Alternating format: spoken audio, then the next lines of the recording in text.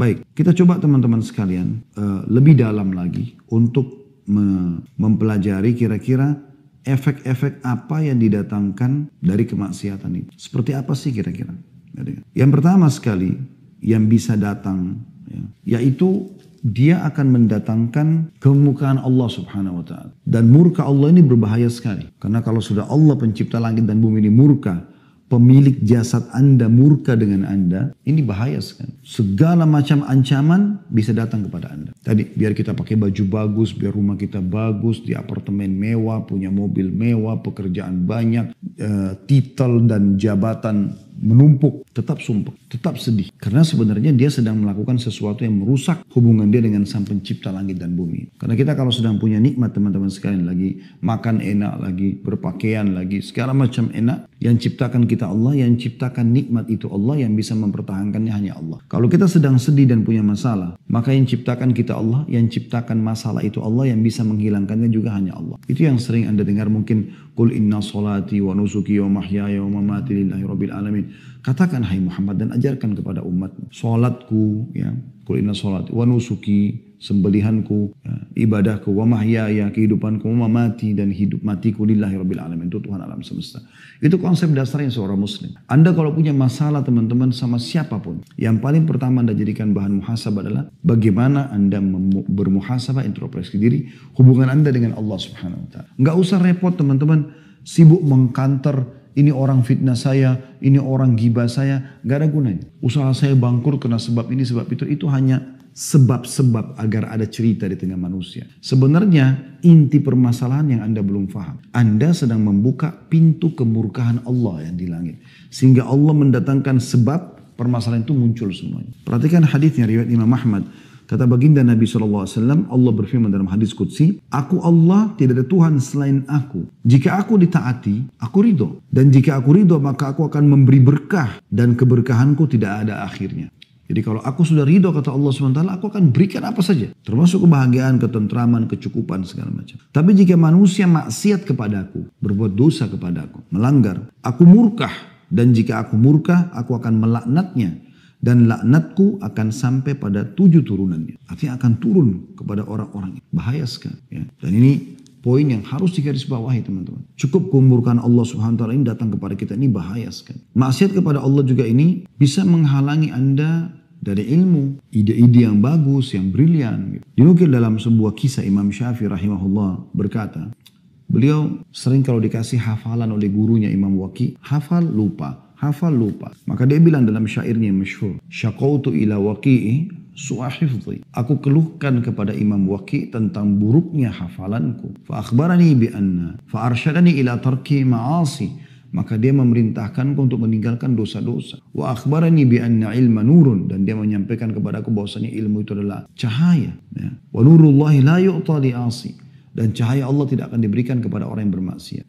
Oleh karena itu teman-teman sekalian, maksiat Anda lakukan ini akan menghalangi Anda dari ilmu agama, memahami ilmu agama. Dan ini adalah panduan hidup Anda. Ilmu agama ini seperti bodyguard. Karena Anda mau makan, mau minum, mau bergaul, mau bekerja, ilmu agama akan datang seperti bodyguard. Ini boleh, ini nggak boleh. Ini nggak bisa Anda fahamin karena buat maksiat. Hilang panduan hidup itu. Begitu juga Anda tidak punya ide-ide lagi untuk bisa mengembangkan usaha apa, susah karena kemaksiatan yang sedang terjadi. Sebaliknya orang-orang yang taat, orang yang beriman itu akan lebih mudah bagi dia. Yang ketiga, akan terhalangi dari rezeki yang Allah berikan. Disebutkan dalam sebuah hadis riwayat Ahmad, kata baginda Nabi SAW, sesungguhnya seseorang akan diharamkan dari rezekinya sebab perbuatan dosa yang ia lakukan. Jadi ada rezeki-rezeki yang harusnya sampai kepada Anda, tapi kan Anda bermaksiat maka tidak dapat. Ya. Ini satu kerugian yang luar biasa. Kemudian yang keempat teman-teman sekalian, tadi itu yang ketiga ya. Pelaku-pelaku maksiat ini akan dijauhi oleh manusia. Misalnya orang khianat, pendusta, ya, orang yang suka fitnah, adu domba. Ini semua teman-teman akan dijauhi oleh manusia. Nggak ada orang yang suka sama dia. Dan ini masalah lain dalam hidupnya dia. Dan ini juga akan membuat orang sumpek, sedih. Karena memang nggak ada orang yang mau berteman sama dia. Yang kelima, nampak di ronah wajahnya itu tanda-tanda perbuatannya. Dikatakan oleh Ibnu Abbas radhiyallahu anhuma, sesungguhnya perbuatan maksiat itu meninggalkan bekas hitam di wajah, noda hitam dalam hati, lemah pada fisik, sempit dalam rezeki, dan kebencian dalam hati manusia. Ini kata sahabat Nabi Ibnu Abbas radhiyallahu anhu. Jadi ini semua rangkumannya sumpek, sedih ya. Saya ulangi kata beliau, sesungguhnya perbuatan maksiat meninggalkan bekas hitam di wajah. Entah seperti apa. Tapi orang kalau lihat kayak nggak ada cahaya wajah itu. Ada mungkin orang miskin, hidupnya susah, tapi karena selalu taat kepada Allah, wajahnya bercahaya. Kalau Allah bisa memberikan pada kita digabungkan, alhamdulillah, kita sudah kaya, mampu, pintar, maka Allah berikan gabungan antara pencahayaan di wajah dan juga rezeki yang melimpah. Noda hitam dalam hati, hatinya kelam, sumpek. Karena kalau hati terang, dia akan senang, bahagia. Kemudian lemah pada fisik, mudah sakit, kena penyakit-penyakit kronis. Kita temukan, Masya Allah, orang-orang yang saleh dan salihah jauh dari semua ini. Bahkan kita temukan hidupnya husnul khatimah. Meninggal masih dalam keadaan sehat, umur 70 tahun, 80 tahun. Dalam keadaan sujud, baca Quran, lagi sholat Jumat, meninggal dunia. Beda dengan ahli maksiat ini, meninggal dalam keadaan tabrakan, narkotika, ya, di penjara dan segala macam hal. Kemudian sempit dalam rezeki. Dan yang terakhir kebencian manusia. Orang tidak suka dengan orang-orang yang berbuat maksiat ini. Secara fitrah. Orang yang suka, walaupun tampan, walaupun cantik, tapi lisannya tajam, suka nyakitin orang gak suka berteman sama dia. Dan ini hal yang luar biasa teman-teman sekalian, yang harus diperhatikan baik-baik. Efeknya luar biasa. Kemudian yang keenam, lidahnya itu bisa menjadi clue pada saat meninggal. Ajal datang. Umumnya ahli maksiat ini susah untuk syahadat, ya, susah untuk beribadah kepada Allah Subhanahu wa taala. Dia akan tutup hidupnya dengan perbuatan buruk. Disebutkan dalam sebuah hadis yang sahih bahwasanya Nabi SAW bersabda, ya, Allah akan menutup hidup seseorang hamba sesuai dengan hal yang ia biasa lakukan. Jadi kalau teman-teman mau lihat orang ini husnul khatimah atau su'ul khatimah, apakah hidupnya baik atau buruk, ya, itu teman-teman sekalian lihat beberapa hari sebelum dia meninggal. Dia kalau terbiasa mengerjakan satu perbuatan dalam hidupnya walaupun manusia tidak tahu, Allah akan buat dia melakukan itu. Misal contoh, selama ini orang tidak pernah tahu dia itu berzina misalnya. Maka pada saat mau meninggal, dia akan melakukan perbuatan itu. Sehingga nanti Allah tutup hidupnya dengan itu. Atau khamr, atau mencuri, atau riba, atau apa saja. Dan sebaliknya orang-orang yang terbiasa dengan perbuatan amal soleh, Allah akan tutup hidupnya beberapa hari sebelum dia meninggal dengan maksimal mengerjakan ibadah itu. Misalnya dia biasa baca Quran, biasa sholat malam, biasa sholat duha, biasa sholat di masjid. Nanti Allah tutup hidupnya dengan itu. Dan ini bahaya sekali. Berarti orang yang terbiasa bermaksiat teman-teman, Allah akan tutup dia dengan itu. Allah permalukan di dunia dia dengan dia melakukan kemaksiatan tersebut, lalu kemudian dia akan meninggal dalam keadaan berbuat maksiat itu. Nah, ini efek yang luar biasa. Yang lebih luar biasa lagi teman-teman, yang terakhir adalah yang ke-8 ya, kurang lebih. Itu bisa terwariskan perbuatan-perbuatan buruk ini. Sebagaimana amal soleh juga bisa terwariskan. Sekarang kalau terwariskan itu begini maksudnya. Teman-teman kalau biasa melakukan satu kemaksiatan, Anda kan akan kerjakan itu, akan dilihat oleh anak-anak. Anak-anak mungkin akan menjadikan sebagai contoh dan tolok ukur. Oh ternyata ayah saya itu begini, ibu saya itu begini. Kita temukan dalam rumah tangga teman-teman sekalian, kalau seandainya ada orang yang terbiasa teriak-teriak misalnya, bertengkar, berkelahi sama pasangannya, maka kita temukan anaknya itu memang suka teriak-teriak. Kalau di rumah itu santun, sopan, baik, maka juga begitu kondisi anak-anaknya. Keluarga itu biasa orang tuanya sholat, ya, berbagi, bersedekah, anak juga akan seperti itu. Tapi kalau mereka biasa buat kemaksiatan, anak juga kita akan temukan seperti itu. Yang kita temukan biasa orang-orang yang istilahkan broken home dan segala macam. Anak-anaknya karena dilihat ibunya sama laki-laki lain, ayahnya sama laki-laki lain. Di rumah ada khamr, di rumah ada narkotika dan segala macam hal. Anaknya jadi ikut-ikutan. Dan itu terwariskan. Itu bahaya sekali. Makanya Umar bin Khattab radhiyallahu anhu itu pernah lewat di rumah salah satu penjual susu di kota Madinah di malam hari. Kebetulan yang jual susu ini seorang nenek tua punya cucu, cucunya perempuan. Kemudian dia mengatakan pada cucunya, susu sekarang ini mulai banyak saingan yang menjual. Dan kita perlu menambah dengan air, campur dengan air. Supaya kita juga bisa dapat keuntungan. Kata cucunya, perempuan juga cucunya mengatakan kepada neneknya, kalau Umar tahu, Umar akan marah dengan kita. Sebenarnya Umar bin Khattab radhiyallahu anhu lagi ada di dekat dinding rumah mereka. Ya.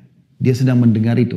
Tapi mereka berdua ini tidak tahu kalau Umar bin Khattab ada di situ. Maka kata neneknya, Umar gak ada, Umar gak dengar. Kata si anak perempuan tersebut dengan penuh keyakinan. Sambil menangis dia mengatakan, kalau Umar tidak tahu bagaimana dengan Tuhannya Umar. Saya takut nenek. Maka dia pun menangis terisak-isak. Apa yang terjadi? Dengan tangisan si anak perempuan, cucu perempuan tadi ini, Umar bin Khattab pulang ke rumahnya, bangunkan anak-anak laki-lakinya, lalu menawarkan siapa yang mau menikah dengan cucunya penjual susu.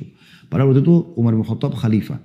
Anaknya semuanya ada anak-anak raja. Disuruh nikah dengan cucu penjual susu. Kenapa? Karena Umar bin Khattab tahu bahwasanya si cucu tadi ini Tidak mungkin mengingatkan neneknya sambil menangis kecuali karena keimanannya. Umar bin Khattab membeli keimanan itu karena tahu nanti juga akan terwariskan itu. Dan ternyata betul sebagian ulama mengatakan dari anak Umar yang bernama Asim menikah dengan cucu punya Rasul tadi, lahirlah Abdul Aziz, dan dari Abdul Aziz lahir Umar bin Abdul Aziz yang terkenal dengan kesolehannya. Jadi ini bisa saja terjadi, gitu kan. Ini efek-efek yang luar biasa. Baik, kita tutup teman-teman sekalian dengan lalu apa yang harus kami lakukan. Yang pertama, jauhi semua kemaksiatan teman-teman. Apapun alasannya, semaksimal mungkin. Mulai sekarang jangan lagi berbuat dosa-dosa dan Anda pribadi lebih mengerti dosa apa yang sedang Anda lakukan. Anda lebih tahu.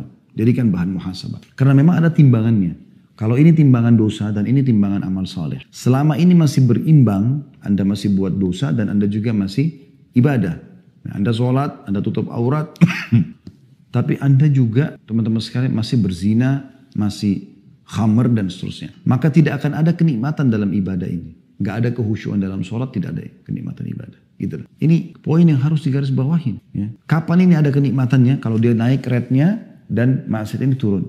Dengan cara Anda tutup, kunci. Nanti Anda akan rasakan kalau Anda tutup pintu dosa. Anda lebih tahu dosa masing-masing. Anda coba muhasabah. Apa yang Anda lakukan pelanggaran dalam keseharian, coba tutup. Seminggu, sebulan, berhentikan. Caranya baca ancaman Allah di dosa itu. Ketik di Google ancaman zina, ancaman riba, ancaman ini. Supaya Anda tinggalkan. Nanti ini kalau terkunci, Anda lakukan ibadah yang biasa saja. Sholat 5 waktu, sholat duha, zikir pagi petang, baca beberapa ayat Al-Quran, silaturahim keluarga yang sudah biasa. Ini akan naik nanti, naik.